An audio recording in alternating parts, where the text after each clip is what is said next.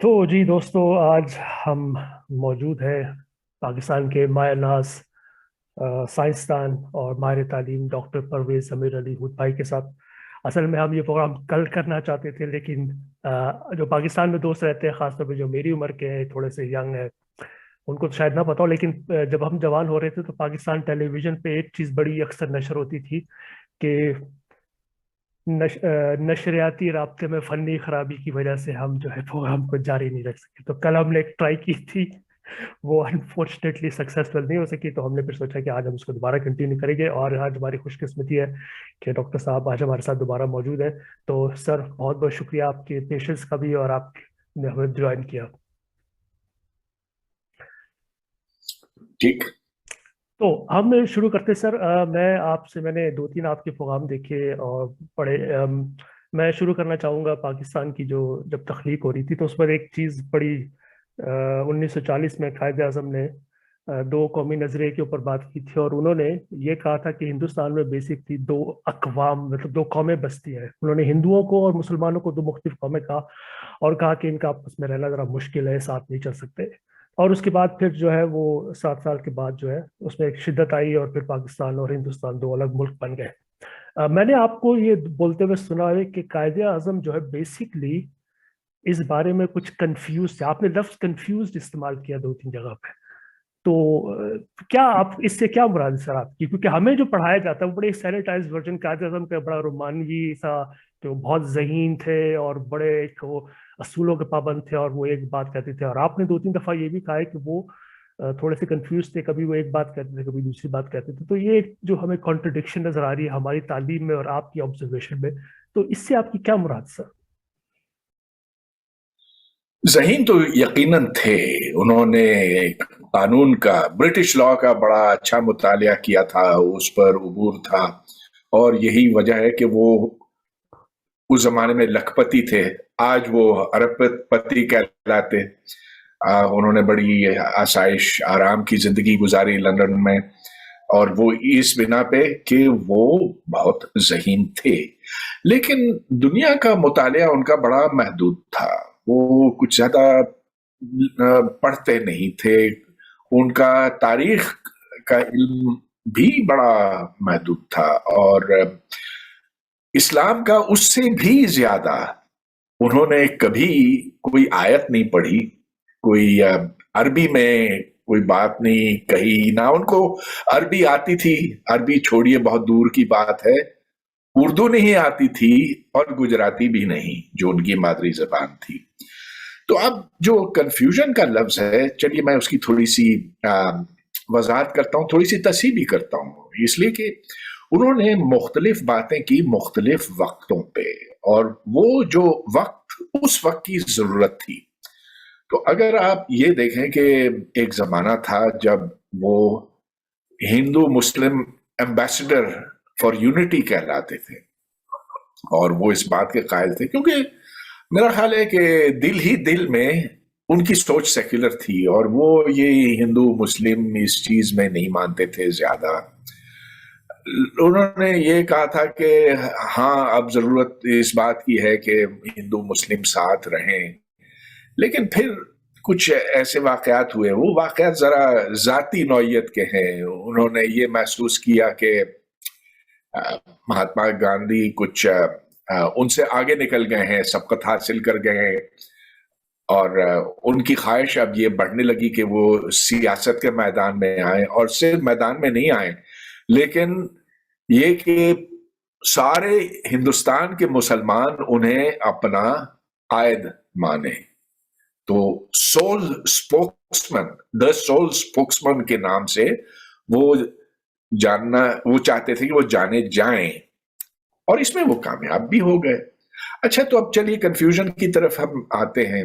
आ, जहां तक जहां तक पाकिस्तान की बात है कि ये किस किस्म की रियासत होनी चाहिए, उसके ऊपर शुरू कभी वो ये कहते थे, और अक्सर ये कहा कि ये मुसलमानों का मस्कन होना चाहिए, मुसलमानों के मुसलमान वहां जाकर अमन आशीष के साथ रह सकें, لیکن یہ بتانے سے وہ گھبراتے تھے، ہچکچاتے تھے کہ اس ریاست کی نوعیت کیا ہوگی، will it be a Muslim state اور این اسلامک اسٹیٹ.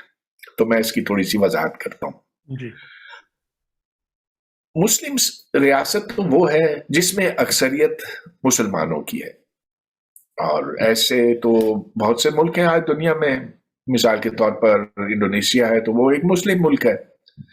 لیکن ایک اسلامی ریاست وہ ہے جس میں قانون اسلامی ہے، گویا کہ وہاں پر شریعت کا نفاذ ہے.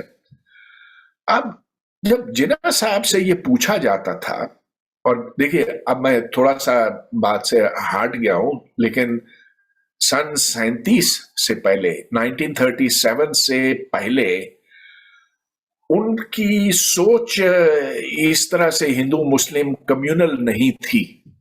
لیکن 37 کے انتخابات میں جو مسلم لیگ کو منہ کی کھانی پڑی، اس کے بعد انہوں نے یہ دیکھا کہ اگر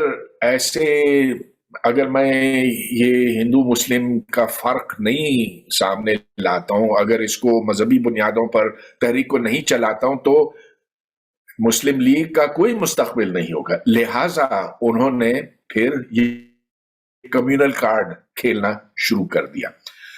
اب اس کے بعد سے وہ یہ کہنے لگے کہ یہاں پر دو قومیں ہیں، ہندو اور مسلم، اور یہ ایک دوسرے سے اس حد تک مختلف ہیں کہ کبھی یہ ساتھ نہیں رہ سکتے.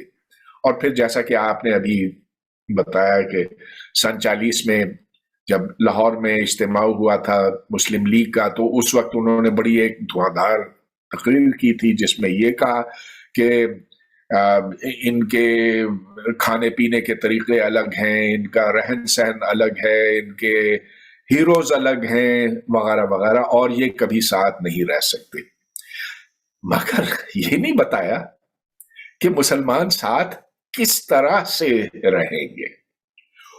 یہ نہیں بتایا کہ یہ اس نئی ریاست کے خد و خال کیا ہوں گے. تھوڑا سا اور آپ کو بتاتا ہوں اس سلسلے میں.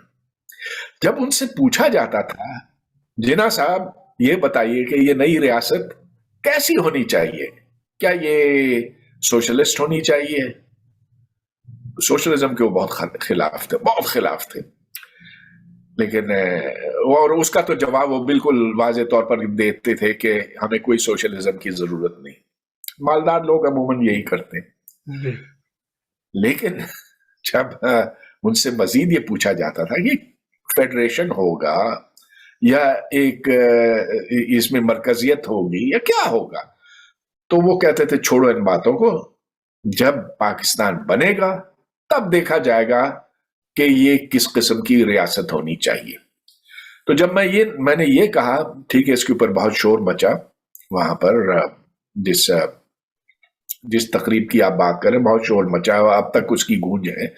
اور اس بالکل واضح بات ہے کہ قائد اعظم کمٹ نہیں کرنا چاہتے تھے کہ پاکستان ایسا ہوگا یا ویسا ہوگا، یہاں شریعت کا نفاذ ہوگا کہ نہیں ہوگا، کیا یہ ایک لبرل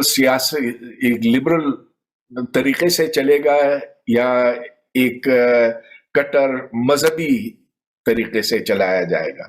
اس پر وہ کوئی رائے نہیں دیتے تھے، اور اس کی وجہ ہے نا، آپ بتائیں کیا وجہ ہو سکتی؟ مجھے تو لگ رہا ہے وہ بہت شروٹ قسم کے سیاستدان تھے. ایسے ویسے بہت شروٹ. اب اگر آج کل پاکستان میں ایک اس طرح دیکھیں، یہ ایسے سیاستدان جو ہے نا وہ صدیوں میں 10 پیدا ہوتے ہیں، اس سے زیادہ نہیں. بہت شروط تھے، اور اسی لیے انہوں نے کبھی یہ نہیں کہا کہ پاکستان کو ایسا ہونا چاہیے کہ ویسا ہونا چاہیے. اس کی ایک وجہ یہ بھی ہو سکتی ہے کہ شاید وہ خود ایک بیرسٹر تھے، ایک وکیل تھے، تو وکلا ایسے ہی کرتے ہیں، وہ بڑے سوچ سمجھ کے نپت چلے جواب دیتے ہیں، ان کو پتا ہوتا ہے کہ یہ کہیں ان کے بعد میں گلے نہ پڑ جائے. تو شاید یہ بھی ایک وجہ ہو سکتی ہے. ہاں دیکھیں، انہوں نے اس پاکستان کے مسئلے کو یوں دیکھا تھا کہ میرا کلائنٹ ہے مسلمان، اور میرا مخالف ہندو ہے. اب کلائنٹ کو تو آپ کو جتوانا ہے. وہ کلائنٹ آپ کا جیسا بھی ہو، ایک وکیل کی نظر میں اگر وہ کلائنٹ آپ کو روپیہ دیتا ہے اور کافی روپیہ دیتا ہے تو آپ اس کے ہو جائیں گے. اگر دوسری طرف کے لوگ کافی روپیہ دیتے تو آپ اس کے ہو جائیں گے. تو یہ تو وکالت ایک پیشہ ہے نا. تو لیکن جناس معذرت چاہتا ہوں، لیکن سر انہوں نے ان کو بلکہ آفر کی گئی تھی کہ آپ متحدہ ہندوستان کے وزیر اعظم بن جائیں، لیکن اس کو ہاں، انہوں نے ٹھکرا دیا تھا. No but that was not enough. بھائی وہ کافی نہیں ہے نا. ان کو یہ پتا تھا کہ چلیے وہ بن تو جائیں گے وزیر اعظم، لیکن ملک ان کے پیچھے نہیں چلے گا. تو دوسری طرف اگر وہ پاکستان کے وزیر اعظم بنتے ہیں یا سربراہ مملکت بنتے ہیں تو پورا ملک ان کا ممنون ہوگا. تو یہ تو انہیں پتا تھا کہ یہ خانہ پوری ہے اور یہ زیادہ دیر چل نہیں سکے گا، اور لہٰذا انہوں نے کہا کہ میرا سیاسی مستقبل اس میں ہے کہ میں پاکستان بناؤں. ٹھیک ہے، جو بھی اس کی قیمت دینی ہے لوگوں کو، خود کو تو نہیں، ظاہر ہے کہ انہوں نے خود کوئی قیمت نہیں دی تھی. تو ایک بڑی دلچسپ بات آپ کو بتاتا ہوں. یہ کچھ سال پہلے مجھے ایک تقریب میں بلایا گیا چیف گیسٹ کے طور پہ. تو ادھر تقاریر تھی، بچیوں کی تقاریر تھی قائد اعظم پر. اب خدا جانے مجھے کیوں انہوں نے مدعو کیا، لیکن بہرحال میں وہاں گیا تو ایک بچی نے قائد اعظم کے اوپر تقریر کی اور کہا کہ انہوں نے جو بڑے بڑے کام کیے وہ تو گنوائے، اور پھر انہوں نے بڑی قربانی دی. تو جب وہ ختم ہوئی میں نے کہا کہ بہت عمدہ تقریر تھی، لیکن یہ بتائیں کہ قربانی آخر کیا تھی. بڑی پیاری بچی وہ سوچتی رہی، تھوڑی دیر کے بعد کہنے لگی کہ ان کو گولف کا بڑا شوق تھا لیکن وہ گولف کے لیے وقت یہ ویسے قربانی بنی تھی.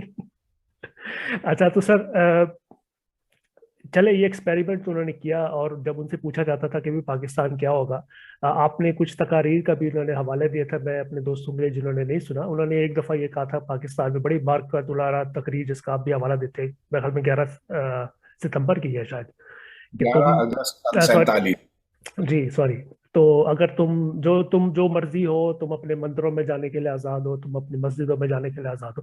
لیکن اس کے ساتھ ساتھ وہ بعد میں فاٹا گئے تھے KPK میں، شاید یہ میرے ذہن میں اب اس کی جگہ کا نام نہیں آ رہا. تو وہاں پر انہوں نے کہا تم مسلمان ہو پہلے، اور پھر اس کے بعد پھر کچھ اس طرح کا تھا حوالہ. تو وہ کانٹرڈکشن جو ہمیں نظر آئی، تو یہ کیا وہی کانٹرڈکشن تھی جو بعد میں بڑھ کر جب اس کو نہیں سوچا گیا صحیح طریقے سے کہ آپ مذہب کی بنیاد پہ شاید لوگوں کو اکٹھا نہیں کر سکتے، کہ جو بنگلہ دیش بعد میں جو بنا ہے، یہ اس کی بنیاد اسی وقت سے رکھ دی گئی تھی. آپ نے اس کے اوپر بھی ذکر کیا ہے کہ بنگالی جو ہے وہ زیادہ انٹرسٹڈ تھے اپنی زبان اور اپنے کلچر کے اندر.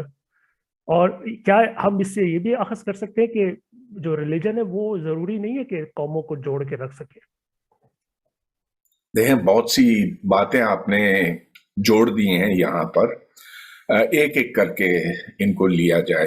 تو جب جناح صاحب فرنٹیئر گئے تھے، NWFP آج کل جو خیبر پختونخوا ہے، تو ادھر انہوں نے یہ کہا کہ پہلے تم پٹھان ہو، پہلے تم مسلمان ہو اور بعد میں پٹھان ہو.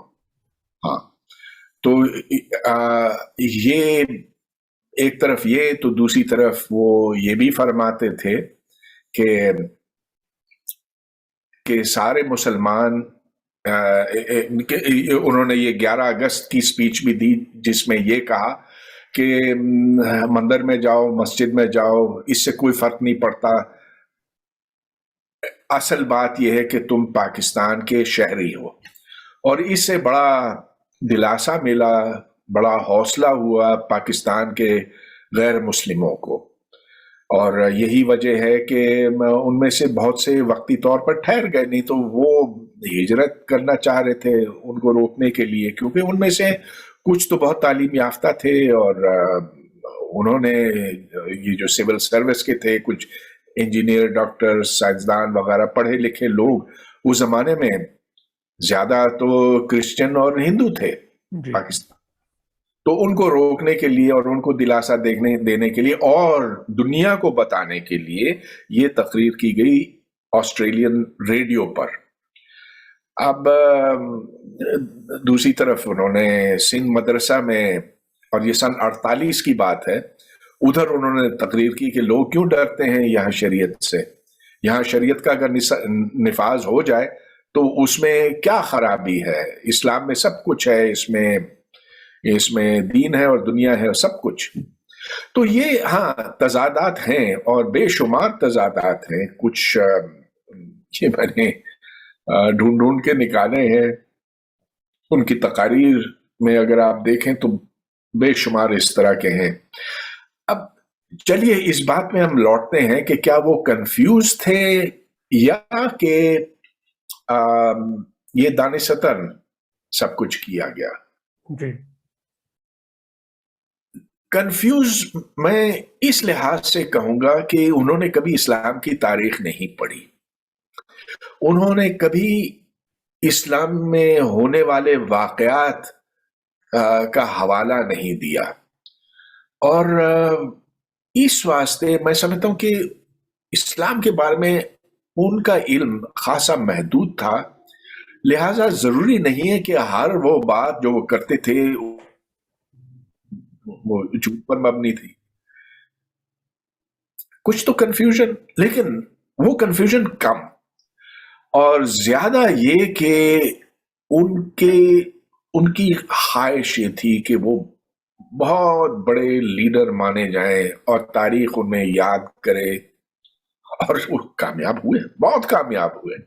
मेरा ख्याल है कि किसी और शख्स को इस बड़े सगीर में इतना पूजा नहीं जाता। नेहरू को देखें क्या हुआ उसने, या गांधी को देखें तो वो तारीख के धारे में आए और बह गए।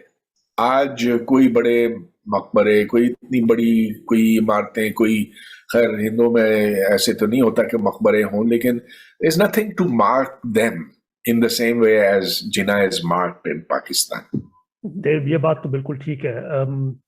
मैं कई दफ़ा इस बात पर सोचता हूँ, मुझे ये भी कई दफ़ा शुबा होता है कि शायद उनको इस बात का पता था कि वो बीमार है और शायद उनकी ज़िंदगी ज़्यादा लंबे से नहीं, तो शायद इस बात ने भी उनकी शायद सोच में कुछ तब्दीली लाई हो। वो जितने 40 के बाद बड़े पैशनेट हो गए थे एकदम।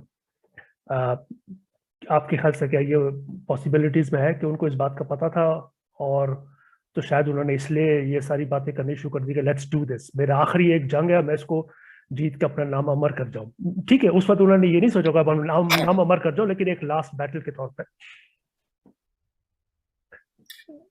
जी बिल्कुल, उन्हें पूरा इल्म था कि वो बीमार हैं और कि अब ज्यादा वक्त रह नहीं गया है, और ये एक जर्नलिस्ट का बताया किस्सा है कि जब पाकिस्तान बना उसके 3-4 दिन बाद फ्लैगस्टाफ हाउस में कोई तकरीब हुई थी, तो उस वक्त ये कत्ल व गारत तो शुरू हो चुकी थी। पंजाब में खून की नदियां बह रही थी और हर एक को ये पता था, अखबार में बड़ी बड़ी सुर्खियां लगी थी।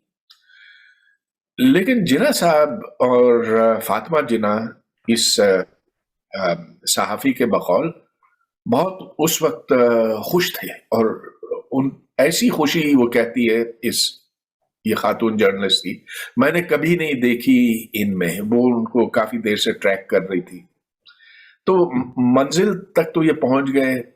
अब उस मंजिल तक पहुंचने में कितने मिलियन लोग मारे गए, कितने बेदखल हुए, ये तो खैर एक कीमत उन्होंने नहीं दी, इस लोगों ने दी। तो हाँ, जो तकसीम हिंद का होना, जाहिर है कि आप ये कह सकते हैं उसका सेहरा जिन्ना पर है, और यानी अगर किसी फर्द के ऊपर डालना है तो ये जिन्ना है। लेकिन इसमें खैर और अनासिर भी है। आखिर कांग्रेस ने भी तो बड़ी गलतियां की, और जो मजहबी तासुब था जी। वो हिंदुओं में भी था, मुसलमानों में भी। क्योंकि मजहबी तासुब ऐसी चीज है जो हर जगह फैल जाती है।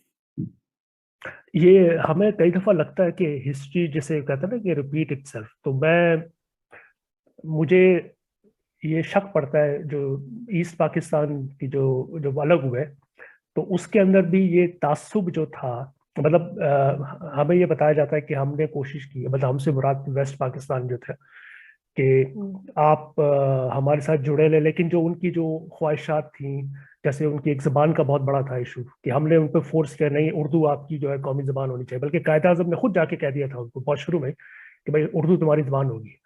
तो और फिर हमने उनके साथ डिस्क्रिमिनेशन की, मतलब ये बहुत एक हिस्ट्री का साफ साफ हिस्सा है।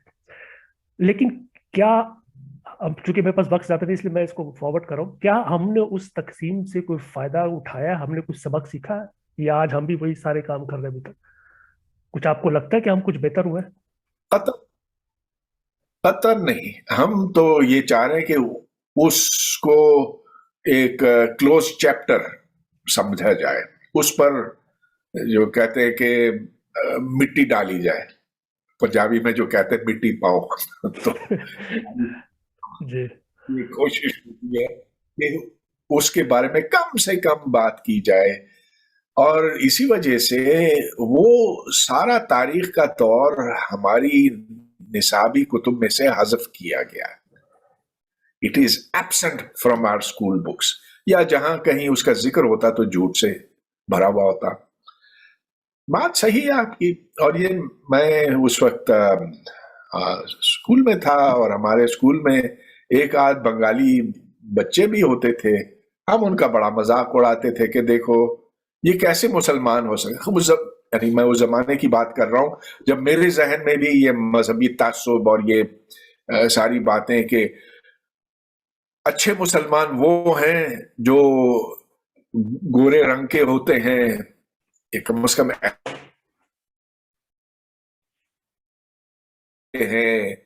ठीक हैं। इनका ये हम तो मजाक उड़ाते थे, फिर उनकी जबान का भी मजाक उड़ाते थे। ये आम रवैया था मगरबी पाकिस्तान के लोगों में, और ये पंजाबियों में था, सिंधियों में था, पठानों में था, हर एक में था उस वक्त।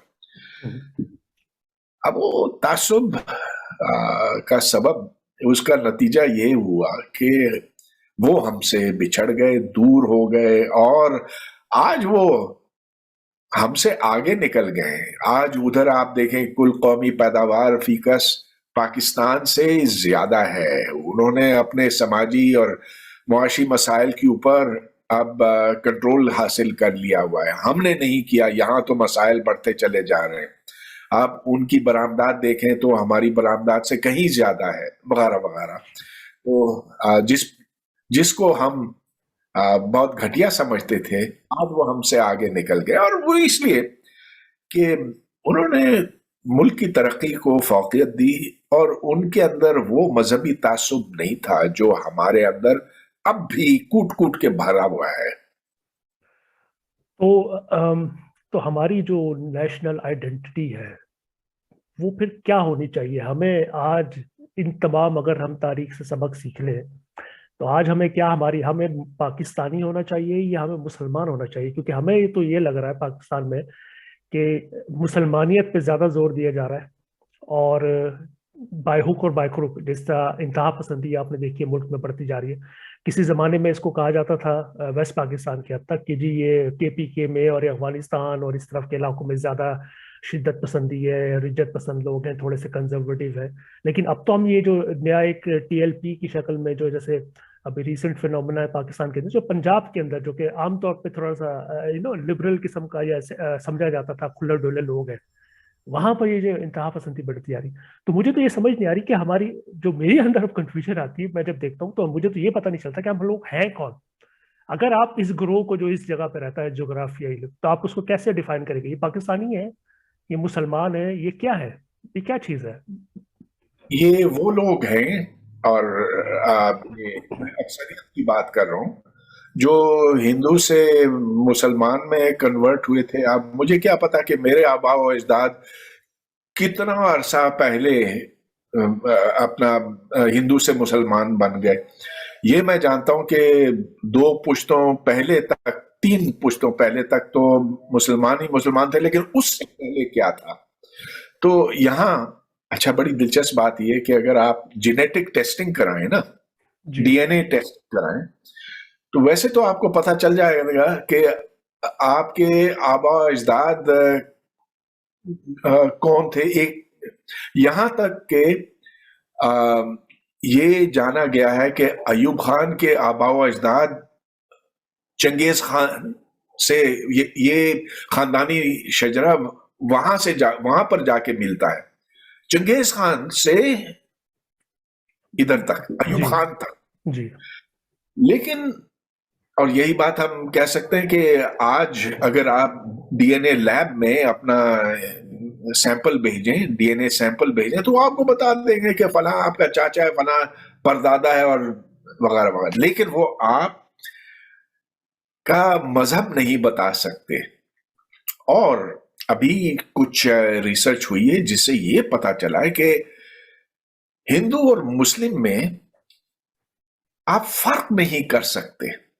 تو اگر آپ کا سوال یہ کہ ہم کون ہیں، صحیح بات تو یہ کہ ہم انسان ہیں. اور پاکستان میں بھی کئی قسم کے کئی نسلیں آباد ہیں. اگر آپ شمال کی طرف جائیں تو ادھر آپ کو شینا بولنے والے ملیں گے، آپ کو برجسکی بولنے والے ملیں گے. جو پٹھان ہیں ان کی نسل اور ہے، جو بلوچ ہیں ان کی نسل اور ہے، جو پنجابی سندھی ہے ان کی اور ہے. اب جو نیا ٹرینڈ شروع ہوا ہے وہ یہ کہ ہم چاہتے ہیں کہ عرب کے ساتھ اپنے آپ کو جوڑیں. یا ترکوں کے ساتھ اپنے آپ کو بڑا وہ ہم نے جوڑا ہے. آج کل کیونکہ یہ ڈرامہ چل رہا ہے ارطغرل کا، تو ہر ایک جو ہے وہ ترکی کے ساتھ جڑنا چاہتا ہے. لیکن تاریخ کو تو آپ بدل نہیں سکتے نا. حقیقت یہ ہے کہ 712 میں چلیے محمد بن قاسم یہاں آیا، اس سے پہلے بھی مسلمان تھے لیکن وہ تاجر تھے، وہ انڈیا کے ایسٹ کوسٹ پر تھے، ویسٹ کوسٹ پر کیرلا کی طرف بھی تھے. تو وہ تھے. لیکن چلیے جو حملے ہوئے، جو مسلمان اس بر صغیر پر حملہ آور ہوئے، اس سے تھوڑا سا عرب اس ملک کے اندر داخل ہوا، جو عرب خون ہے وہ داخل ہوا. لیکن we are 99.7% انڈیجنس. تو اگر آپ کوئی پنجابی سکھ کا یا پنجابی مسلمان کا ڈی این اے دیکھیں، آپ فرق نہیں کر سکتے. تو یہ جی بلکہ بڑی مجھے مذاق کا خاص بات بھی لگتی ہے کہ جس طرح ابھی آپ نے بیان کیا کہ اگر آپ ایک انڈین جو پنجاب کی اس طرف رہتا ہے اور ایک پاکستانی، آپ کی بات بالکل ٹھیک ہے، on the basis of D N A آپ یہ نہیں کہہ سکتے کہ یہ ہندو ہوگا یا مسلمان ہوگا یا سکھ ہوگا. لیکن ہماری ان سے نہیں بنتی جو ہمارے، جن سے ہماری جو جینیاتی جو تعلق ہے وہ زیادہ ہے. ہماری کسی وجہ سے چینیوں کے ساتھ بہت اچھی بن جاتی ہے، جن سے نہ ہمارا کلچر ملتا ہے نہ ہمارا کوئی ریلیجن ملتا ہے. اور بلکہ اگر آپ جینیاتی طور پہ دیکھیں تو شاید وہ تھوڑے سے ڈفرینٹ ہی ہوں گے ہم سے، لیکن ہماری جو پڑوس میں ہماری ان سے نہیں بنتی. تو یہ بھی ایک ہماری کانٹرڈکشن ہے اس کے اندر بھی. کانٹرڈکشن کیا ہے؟ یہ اکثر ایسے ہوتا ہے، یہ اس میں کوئی انوکھی کوئی نئی بات نہیں ہے. چینیوں کے ساتھ ہماری کوئی لڑائی اس لیے نہیں ہے کہ اس وقت ہم ان کے محتاج ہیں. پاکستان ان کا محتاج ہے، ان سے لڑ نہیں سکتا بلکہ ان سے امداد لیتا ہے. اور اگر کسی دن حالات بدل گئے تو آپ دیکھیں گے کہ ٹھیک ٹھاک نفرت ہو جائے گی ان کے خلاف. تو یہ سیاسی وجوہات ہیں. جہاں تک نسلوں کا تعلق ہے، جو چائنیز ریس ہے وہ ساؤتھ ایشین ریس سے بالکل الگ ہے، جو نسلیں ہیں وہ الگ ہیں. اب یہ دیکھیں، جو لڑائیاں، سخت قسم کی لڑائیاں ہوتی ہیں نا، وہ بھائیوں کے بیچ میں ہوتی ہے. और भाई भाई को जिस बेदर्दी से कत्ल करता है, तारीख तो मिसालों से। एक खानदान के अंदर जो नफरतें होती हैं वो इसलिए कि एक दूसरे को करीब से जानते हैं। एक खानदान और जो दूसरा खानदान होता है, अगर वो दूर से दूर दूर रहने वाले हों तो कोई कोई जज्बातियत उसमें नहीं होती। उसमें ये होता है कि हाँ वो हमारे दुश्मन है, हमारे साथ अच्छा नहीं किया, ये किया वो किया, हम उनके खिलाफ है। मगर वो नफरत नहीं होती जो नजदीक रहने वालों के बीच में होती है। तो इसीलिए मैं कहता हूँ कि जो हिंदू मुस्लिम फसाद है ना, जो था और अब जिसको बढ़ाने की पूरी कोशिश की जा रही है, ये बुनियादी तौर पर भाइयों का झगड़ा है। चले इसको आगे बढ़ाते हैं।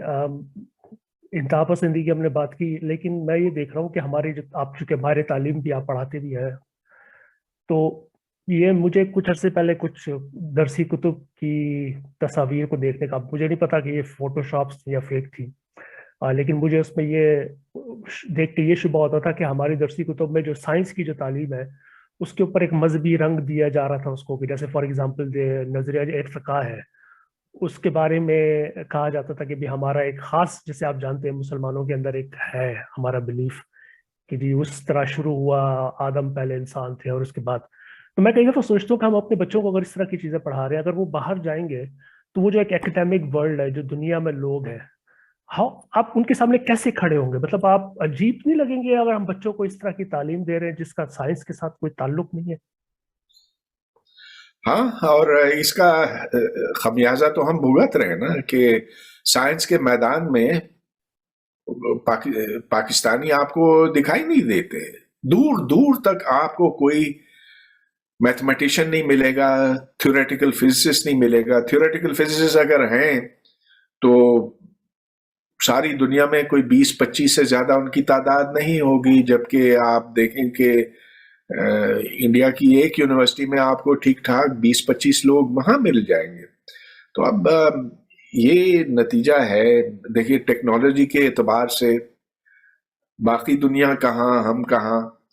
तो अगर एक मुल्क के अंदर जो साइंस के नाम पर चीज पढ़ाई जाती है दरअसल और अगर उसको मजहबी रंग दिया गया तो फिर ये खराबियां तो आ जाएंगी, उसके नतायज से आप बच भी नहीं सकते। यहां मैं तो ये यहां तक कहूंगा कि पाकिस्तान में जो साइंस दुश्मनी है वो जगह जगह आया होती है। हमारी किताबों के अंदर, निसाबी कुतुब के अंदर भी आपको ये चीज दिखाई देती है।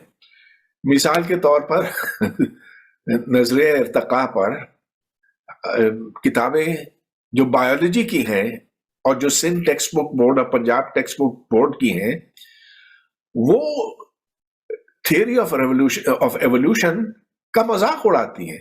कहती हैं हाँ पढ़ाना तो पड़ेगा, इसका चैप्टर तो है, मगर इसको मानो नहीं क्योंकि ये असल में खुराफात है। एक्चुअली किताबों में ये लिखा हुआ है और ये बस तो फिर आप कहानियों पर एतबार करें। लेकिन हाँ, मैं बल्कि हमारे एक ही बहुत बेहतरीन साइंसदान थे, सॉरी मैं, आप भी एक बहुत अच्छे साइंसदान, लेकिन तारीख में डॉक्टर अब्दुल सलाम साहब, हमने उनके साथ क्या किया, उनका नाम ले लें तो वो आपको ऊपर ठप्पा लग जाता है, और तुमने उसका नाम कैसे ले लिया, हालांकि वो एक बड़े काबिल पाकिस्तानी है जिसके ऊपर पाकिस्तान फख्र कर सकता है कि हमारे पास भी एक ऐसा साइंसदान था जो ऐसा ज़हन था, और यहीं से पले बड़े, यहीं से निकले। इतना अफसोस होता है कि आज जब मैंने तस्वीर देखी तो मुझे दिल में ये हो रहा था कि आई होप कि ये फोटोशॉप है, कि ये टेक्स्ट बुक में नहीं पढ़ाया जा रहा बच्चों को। क्योंकि मुझे पता है जब आप बाहर जाएंगे, मैं बाहर हूँ पाकिस्तान से, तो मुझे जब नज़र आता है जो हम अपनी जो हमारी जो हैसियत हो गई है, तो मुझे तो बहुत अफसोस हुआ ये देखकर, और होता है। और कई दफ़ा तो आपके साथ भी जो जुल्म, मैं कहूँगा कि आप कोशिश कर रहे हैं इस पाकिस्तान में एक रोशनी को फैलाने का, आपको जिस तरह की क्रिटिसिज्म का सामना करना पड़ता है, तो एक मुझे इससे कोई फर्क नहीं पड़ता। और आप मुझे अब्दुल सलाम के साथ ना खड़ा करें। वो बहुत अजीम साइंटिस्ट था यहाँ तक कि मैं समझता हूँ कि देखिए, नोबेल प्राइजेस तो बहुतों को मिलते हैं ना हर साल। किसी ना किसी को नोबेल प्राइज मिल ही जाता है फिजिक्स में।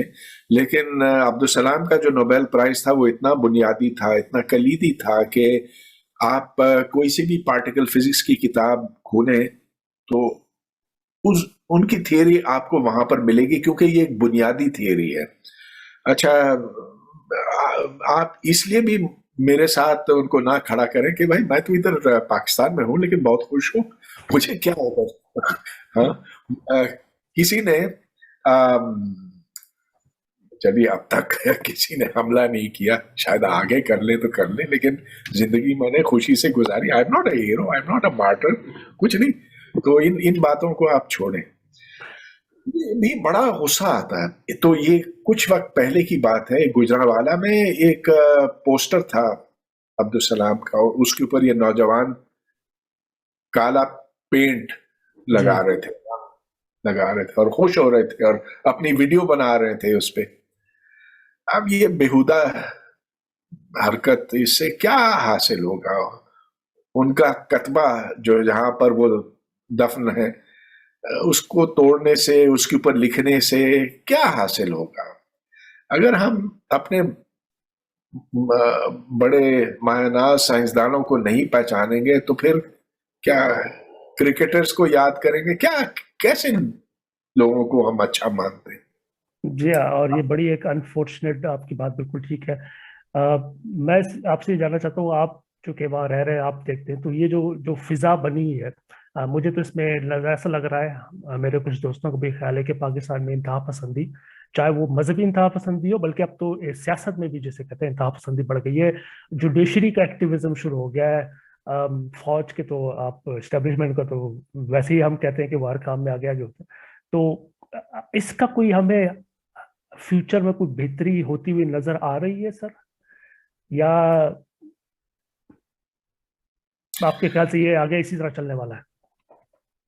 ये अगर रोका नहीं गया तो तबाही का सबब बनेगा, क्योंकि जब लोगों में सुनने की बर्दाश्त खत्म हो जाती है और वो सिर्फ डंडा चलाते हैं तो उसके बड़े भयानक नतायज सामने आते हैं।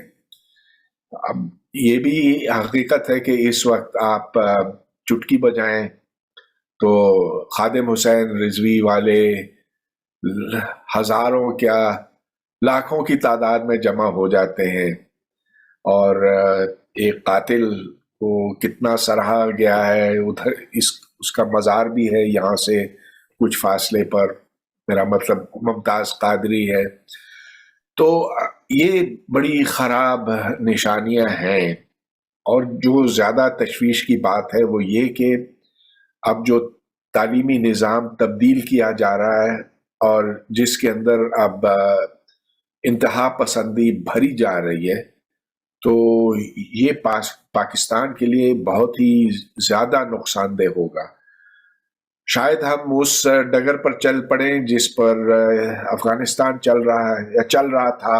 अब तो वो भी अपने आप को कुछ बेहतर करने की कोशिश कर रहे हैं, हम दूसरी सिम जा रहे हैं। एक बड़ी अहम बात देखिए, इंतहा पसंदी तो दूसरे मुल्कों में भी है, थी ज्यादा। कि आप सऊदी अरब देख लें या जो ये पर्शियन गल्फ के ममालिक हैं उनको देख लें, तो वहां जितनी सख्तियां थी शख्सी आज़ादी के ऊपर, तो वो बहुत बहुत ज्यादा थी, लेकिन अब वो नरम होती चली जा रही हैं। और मुझे लगता है कि वहां पर लोगों ने क्या, उधर के अहले इक़्तिदार ने ये सोच लिया हुआ है कि अगर किसी मुल्क को आगे बढ़ना है तो उसके रास्ते बंद हो जाते हैं अगर आप लोगों को शख्सी आज़ादी ना दें। जी तो ये एक ऐसी चीज है जिससे हमें भी सीखना चाहिए, और जिससे जरूर हम किसी दिन सीखेंगे, लेकिन इसमें वक्त लगेगा। अ, अच्छा, तो अभी हम आखिर में बात कर रहे थे इंतहा पसंदी की। मेरे बहुत सारे जो देखने वाले मेरे शो को, उनका ताल्लुक हिंदुस्तान से है, बल्कि हमारे जो दोस्त ज्यादा जो शो पे आते हैं वो बल्कि हिंदुस्तान से है। और मैंने देखा है कि वहाँ भी थोड़ी सी जो है, उनके बातों से पता चल रहा है कि थोड़ी सी इंतहा पसंदी उनको भी लगता है कि बढ़ रही है हिंदुस्तान के अंदर। आप इंडिया जाते रहे, हमने पाकिस्तान के अंदर तो ये देख लिया, हमने उससे सबक सीखा नहीं सीखा, लेकिन हम कम अज कम, मैं अपने कई दफा इंडियन दोस्तों को कहता हूँ कि भाई हम, ये मुझे वही नजर आ रहा है जो हमने पाकिस्तान में किया था। तो आपको कुछ ऐसा शक पड़ा है, आप जब वहां जाते हैं आपको लगता है कि वहाँ ये जो एक पाकिस्तान के अंदर बताया जाता है कि जो हिंदू हिंदू जो नेशनलिटी है और ये नेशनल है और ये बड़े मुसलमानों पे जो है जुल्म कर रहे हैं, तो आपकी जो ऑब्जर्वेशन है, अगर आप हमें बताना चाहें तो आपके ख्याल से क्या उसमें कोई सच्चाई है, कुछ ऐसा हो रहा है वहां पर? मेरा ख्याल है कि मोदी हुकूमत के आने के बाद से मुसलमानों के लिए जगह काफी तंग कर दी गई है हिंदुस्तान में। जिस तरह से हमने पाकिस्तान में गैर मुस्लिमों को हर हर मौके पर हिरासा किया है, उनके लिए मुसीबतें खड़ी की हैं, उनको जो कौमी धारा है उसे अलहदा किया है। तो हाँ, ये एक फर्क आया है जो मैंने भी महसूस किया है, देखा है हिंदुस्तान में। और मुझे बड़ा दुख होता है कि वो भी हमारे पीछे पीछे चलने लगे हैं। ये एक नई चीज है भारत के लिए, हिंदुस्तान के लिए, पहले नहीं था। तो अगर आप ये देख लीजिए कि सन 47 के बाद, तकसीम के बाद, जिस किस्म का हिंदुस्तान था और जिसकी क़यादत जवाहरलाल नेहरू कर रहे थे, तो वो एक उस हिंदुस्तान का विजन ये था कि वो मुकम्मल सेक्युलर होगा, कि उसमें आ, हर किस्म के लोग आबाद हैं, कि उसमें ये हिंदुओं के लिए नहीं बनाया गया, ये उन लोगों के लिए बनाया गया जो वहां रहते हैं। तो और उसमें ईसाई भी हैं, पारसी भी हैं, मुसलमान भी हैं, सबसे ज्यादा मुसलमान हैं।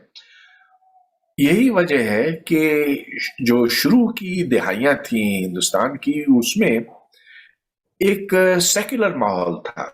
ठीक है, वो मुकम्मल नहीं था, उसमें खराबियां थी, मगर वो सेक्युलर था। अब जबकि फर्क किया जा रहा है ज्यादा से ज्यादा हिंदू और मुस्लिम में, तो फिर वही नफरतें पैदा हो रही हैं जो सन 47 से पहले थी। और इसको देखकर मुझे बहुत अफसोस होता है, क्योंकि हिंदुस्तान बुनियादी उसका विजन एक और था।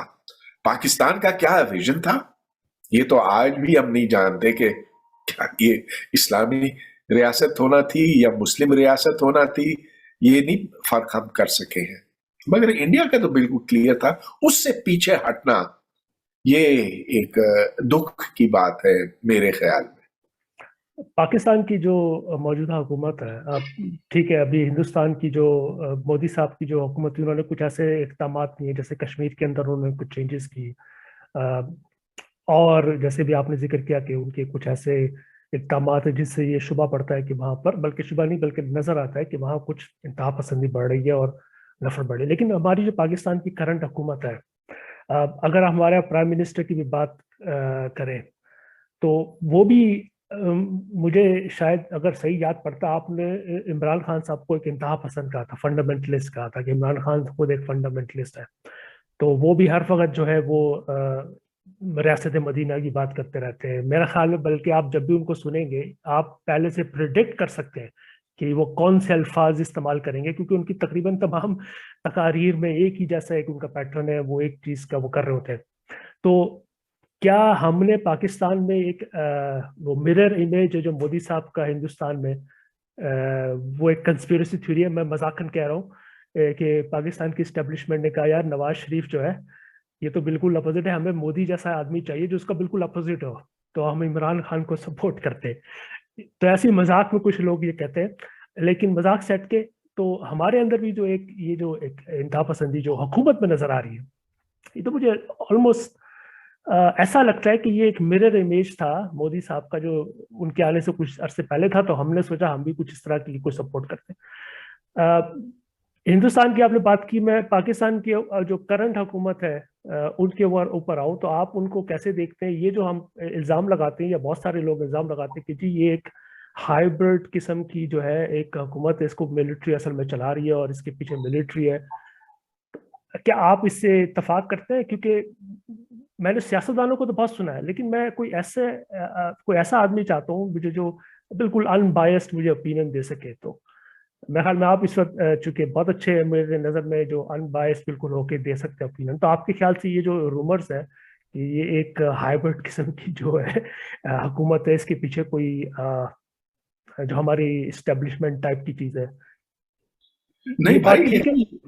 ये कोई अफवाह नहीं है, कोई रूमर नहीं है, हकीकत है कि हाइब्रिड है, कि असल ताकत तो फौज के पास है, और फौज ने इमरान खान को इस गद्दी पे रखा हुआ है। अगर फौज उससे नाराज हो जाए तो इसकी छुट्टी भी हो सकती है, और इसीलिए इमरान खान बहुत घबराया हुआ रहता है। अब जैसा कि अब ये आईएसआई के डायरेक्टर जनरल के तकर्रुर की बात थी, उसको पीछे हटना पड़ा। आप ये देखें कि हर बड़ी कमेटी में जिसमें फैसले होते हैं मुल्क की इक्तिसादी हालत के ऊपर, वो इक्तिसादियत के ऊपर, या कोई भी बड़ा फैसला होता है, न्यूक्लियर वेपन्स कितने होने चाहिए, कहाँ रखे जाने चाहिए, क्या उनका कमांड कंट्रोल सिस्टम होना चाहिए, ये तो सब कुछ फौज तय करती है। फौज ये भी तय करती है कि अफगानिस्तान के साथ क्या बर्ताव किया जाए और इंडिया के साथ क्या किया जाए, अमेरिका को किन नजरों से देखा जाए। अब ये आपने सुना होगा कि, और ये मैंने जनरल असद दुरानी से सुना है कि अब पाकिस्तान ने अमेरिका को फिर से ड्रोन बेसिस दिए हुए हैं पाकिस्तान की सरजमीन के ऊपर। इमरान खान ये नहीं चाहता। इमरान खान ने तो कहा था कि मैं कभी कभी कभी नहीं इसको होने दूंगा। एब्सोल्युटली नॉट या कहा तो था। या तो एब्सोल्युटली नॉट कहा था, हाँ। या तो उसने फिर से यू टर्न मारा है, बहुत से उसके यू टर्न, अब U turn U turn U turn उसके बहुत से होते हैं, या फिर फौज ने अपनी जरूरत के तहत ये किया। अब फौज को मिसाल के तो अगर ये अमेरिकन कहते हैं कि बस हम F-16 के स्पेयर पार्ट्स बंद कर रहे हैं, तो फिर पाक फिजाइया बैठ जाएगी ना। ये JF-17 से काम तो नहीं चल सकता। लिहाजा अमेरिका के पास प्रेशराइज करने के तरीके हैं। गर्ज ये कि जो बड़े फैसले हैं वो फौज करती है, और इमरान खान कभी शायद चाहता हो कि ये उसके साथ साथ चले, कभी चाहता हो कि ना चले, लेकिन हर चीज में उसको साथ चलना पड़ता है। अच्छा, ये तो फौज और इमरान खान के रिश्ते की बात है, लेकिन इमरान खान खुद अपने अंदर से एक फंडामेंटलिस्ट है, और वो अब ज्यादा से ज्यादा मजहबी इंतहा पसंद होता चला जा रहा है। और मैं दावे से कह सकता हूं, क्योंकि मैं 20 साल 25 साल पहले से इस शख्स को जानता हूं, और उस वक्त भी ये मौलवियों के बहुत करीब था।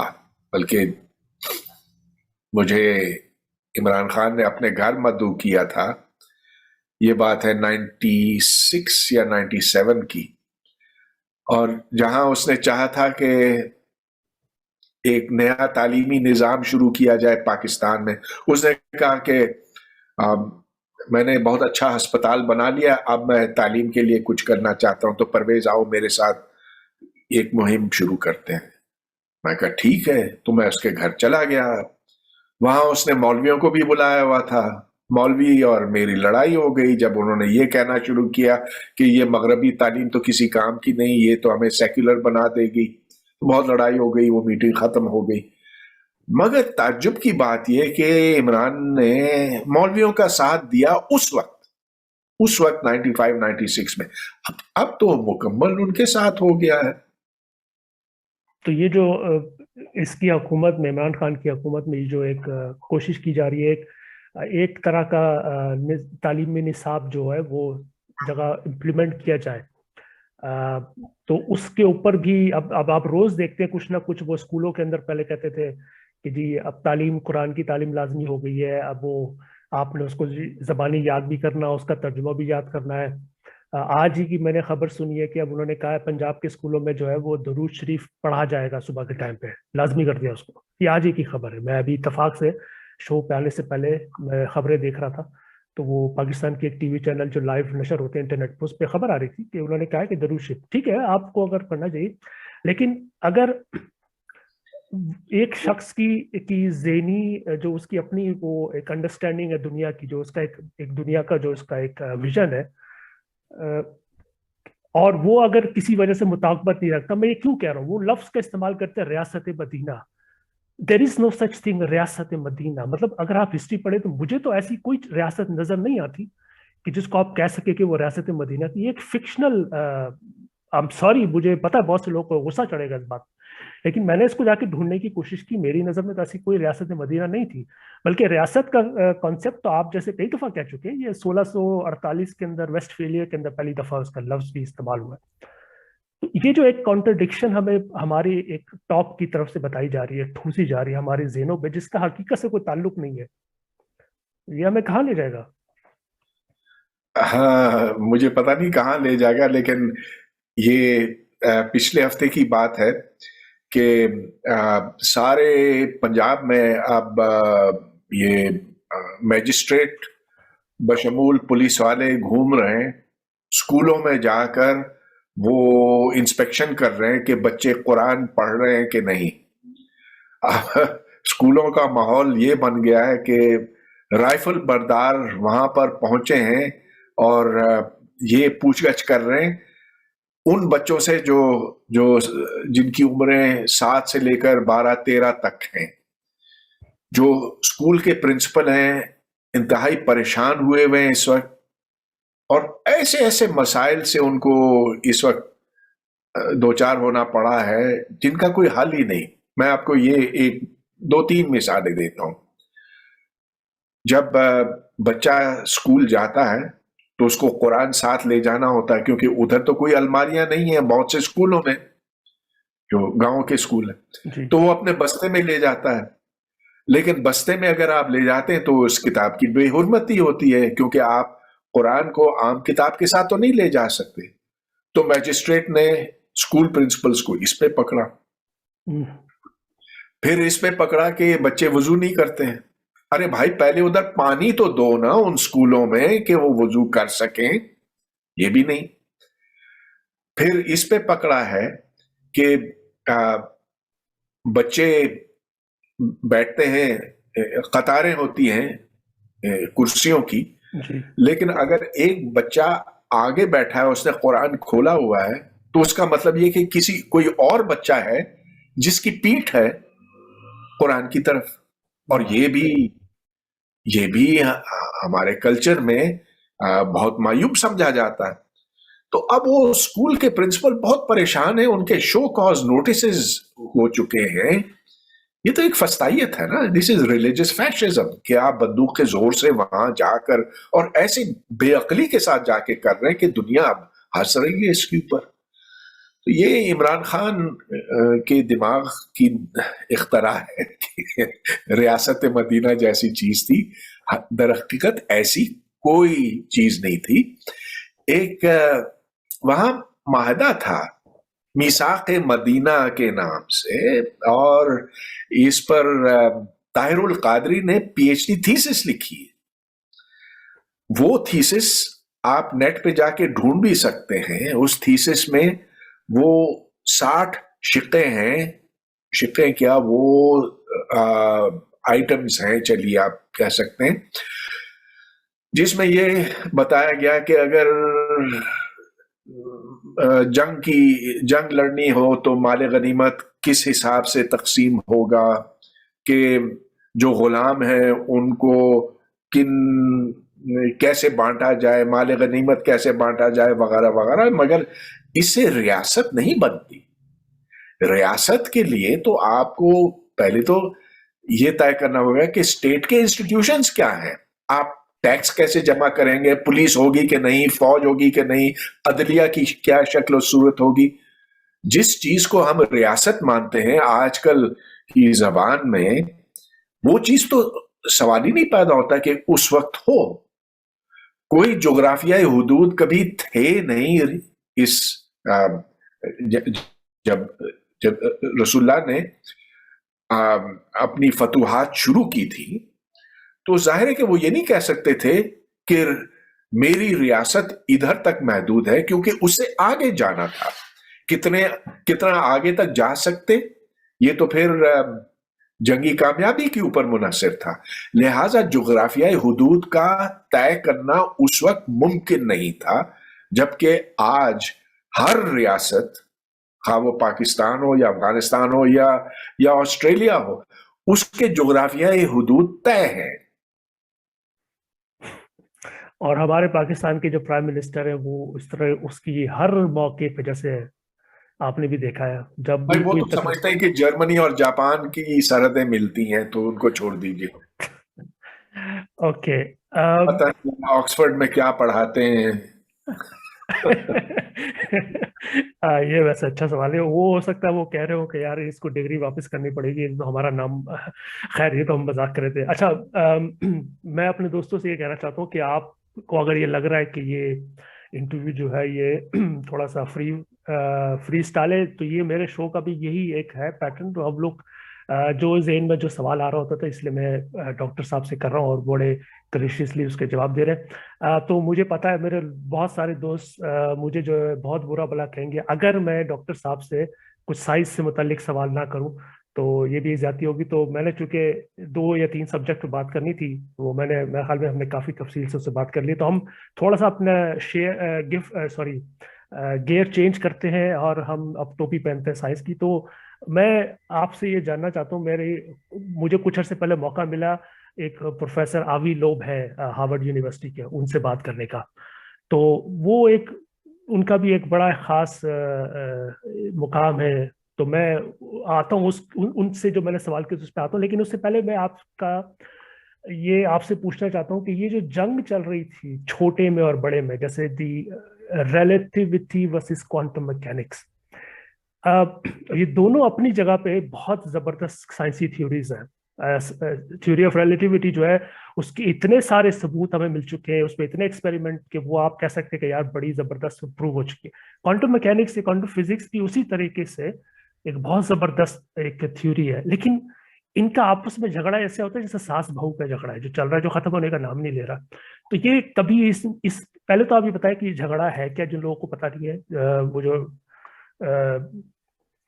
आइंस्टाइन को बड़ा बुरा लगता था, और फिर इतनी सारी तरक्की होने के बावजूद आप अभी तक हम इन दोनों को मर्ज क्यों नहीं कर सके। इसमें ये जो बहुत छोटी की दुनिया है और वो जो नॉर्मल जो क्लासिकल फिजिक्स है, ये इतनी फंडामेंटल मुझे लगता है थ्योरीज है, उसके बावजूद इसमें इतना बड़ा झगड़ा, ये समझ से बालक है सर। इस पे जरा कुछ रोशनी डालें। तो देखें, क्वांटम मैकेनिक्स को अब तकरीबन 100 साल हो गए और रिलेटिविटी को भी तकरीबन 100 साल हो गए। रिलेटिविटी 1900, जनरल रिलेटिविटी की मैं बात कर रहा हूं, that is 1916। Special theory of relativity 1905 है। क्वांटम मैकेनिक्स भी उन्हीं जमानों में डेवलप हो रहा था। अब क्वांटम मैकेनिक्स तो जगह जगह इसका इतलाक हम देखते हैं, बल्कि अभी जो हम बात कर रहे हैं अम, इस वो इसलिए कि क्वांटम मैकेनिक्स को हमने यहां तक समझ लिया कि इलेक्ट्रॉन्स के फ्लो जी। को हमने जान लिया है, उसको हम कंट्रोल कर सकते हैं। पूरी सेमीकंडक्टर इलेक्ट्रॉनिक्स उसी पर मुनहसर है। क्वांटम मैकेनिक्स के तो लाखों लाखों सबूत हैं, और ये तो एक ऐसा बेसिक टूल है जो एक फिजिसिस्ट दिन में नहीं, वो हर वक्त उसे इस्तेमाल करता।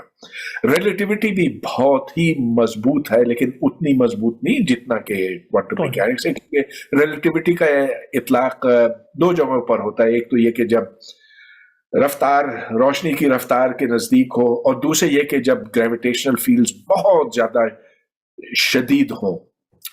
अच्छा, अब इनका हम चाह रहे हैं कि निकाह हो। जी हाँ। हो बहू सास का झगड़ा का, लेकिन हमने चाहा कि इनका निकाह हो, मगर वो शादी इनकी इतनी आसानी से होती नहीं है, क्योंकि जब आप जनरल रिलेटिविटी को क्वांटम फील्ड थ्योरी के साथ जोड़ते हैं तो उससे एक खराबी निकलती है, और बड़ी ऐसी खराबी कि उसको आप दूर नहीं कर सकते। वो है नॉन रीनॉर्मलाइजेबिलिटी, यानी कि जब आप, थोड़ा सा टेक्निकल हो जाऊंगा मैं, जब आप कोई फाइनमैन डायग्राम कैलकुलेट करते हैं तो हर फाइनमैन डायग्राम जिसमें लूप्स हैं वो इन्फिनिट जवाब देते हैं, लेकिन अगर एक जैसा कि क्वांटम इलेक्ट्रोडायनामिक्स है, उस इन्फिनिटी को आप कहीं ना कहीं छुपा सकते हैं। जनरल रिलेटिविटी में आप ये नहीं कर सकते, और यही वजह है कि जो इनका निकाह है वो इतना मजबूत नहीं है, तलाक भी नहीं है, लेकिन बात नहीं बनी इनकी। स्ट्रिंग थ्योरी क्वांटम मैकेनिक्स और जनरल रिलेटिविटी दोनों को जोड़ती है, और वो खराबी यानी कि नॉन रीनॉर्मलाइजेबिलिटी इस तरह से दूर हो जाती है। मगर मसला यह है कि स्ट्रिंग थ्योरी बड़ी मुश्किल है, और इससे अब तक कोई ठोस चीज सामने नहीं आई है जिसको हम चेक कर सकें। तो मैं ये कहूंगा कि हाँ, जनरल रिलेटिविटी और क्वांटम मैकेनिक्स को अब जोड़ा गया है, लेकिन अब तक ये उस मजबूत बुनियाद पर नहीं है कि हम इससे प्रिडिक्शंस कर सके, और सारी बात फिजिक्स में पेशेंट गोइयों की होती है, प्रिडिक्शंस, और उसको आप उसको रिपीट कर सके। और लेकिन अगर स्ट्रिंग थ्योरी पे भी जाए तो इसकी इतने सारी, मैंने सुना है, वर्जन्स हैं स्ट्रिंग थ्योरीज के भी, तो फिर आप स्ट्रिंग्स को, इतने छोटे स्ट्रिंग्स को कैसे मेजर करेंगे, ये भी एक मसला है। क्योंकि फिर ये वही बात हो जाएगी कि जैसे आप कहते हैं कि खुदा आपको मान लो, तो वो जो उसके नहीं मानने वाले वो कहते हैं भाई उसको नहीं हो सकता। तो हम स्ट्रिंग्स के साथ भी ये मसला नहीं है कि आप उसको प्रूफ करने बैठे हैं तो वो मैथमेटिक्स से ज्यादा आगे नहीं जा सकेगी?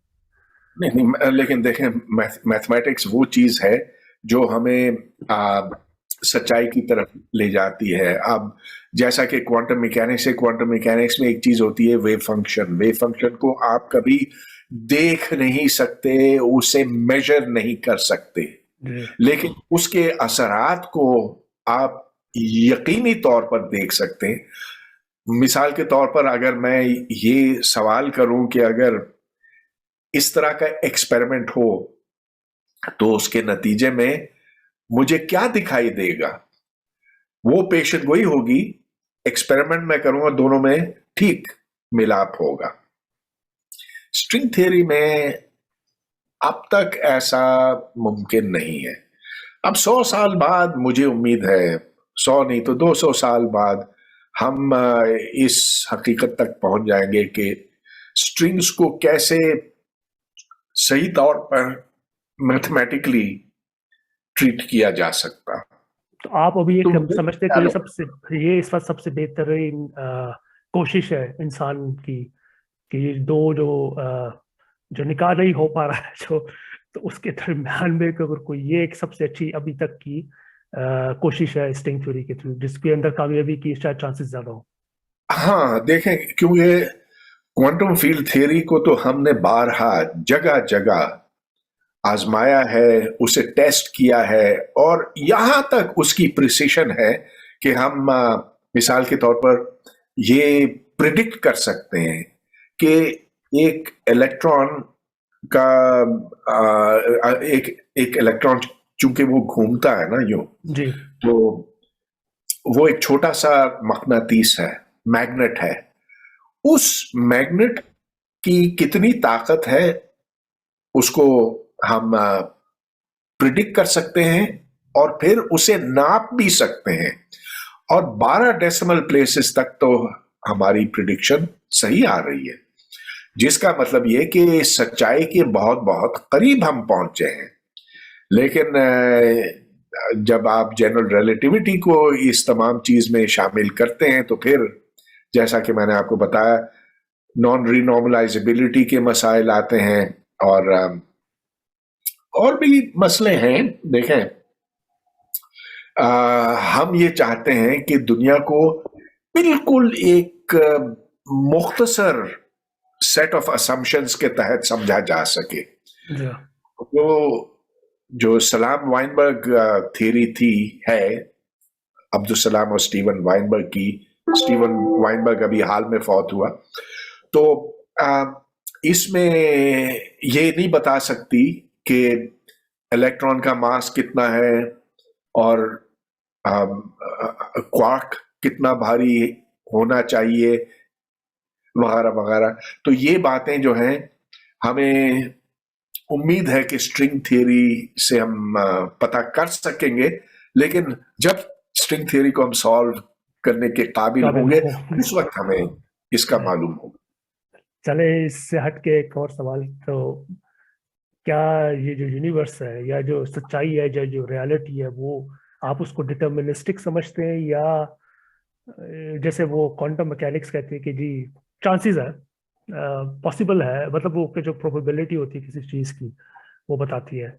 क्या हम कभी इसको सॉल्व कर पाएंगे इस बात को कि जो रियलिटी है वो, जैसे आइंस्टाइन कहता था कि जी मुझे पता होना चाहिए कि मैं उसको कैलकुलेट कर सकूं, जैसे आपने कहा ना छोटे छोटे assumptions पे कि भाई हाँ ये हमने एक इक्वेशन लिख दी है, ये सब कुछ बयान कर देती है।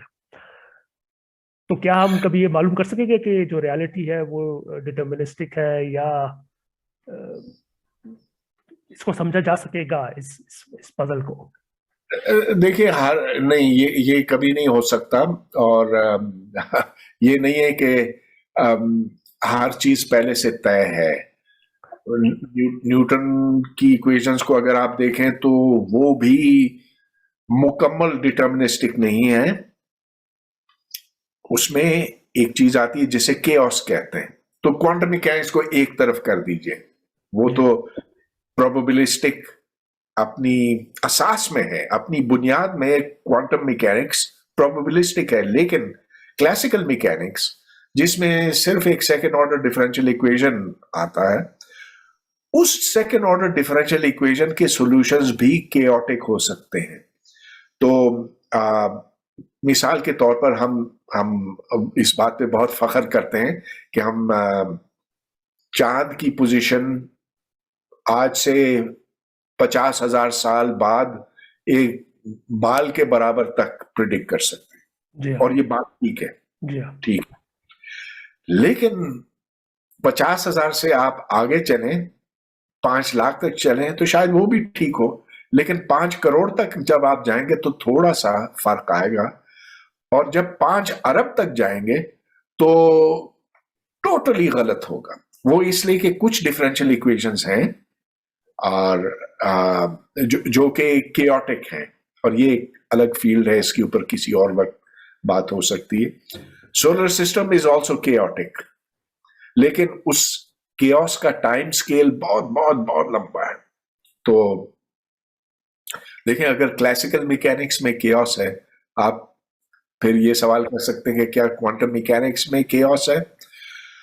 अगर उधर ना भी हो तो भी उधर प्रोबेबिलिटी है।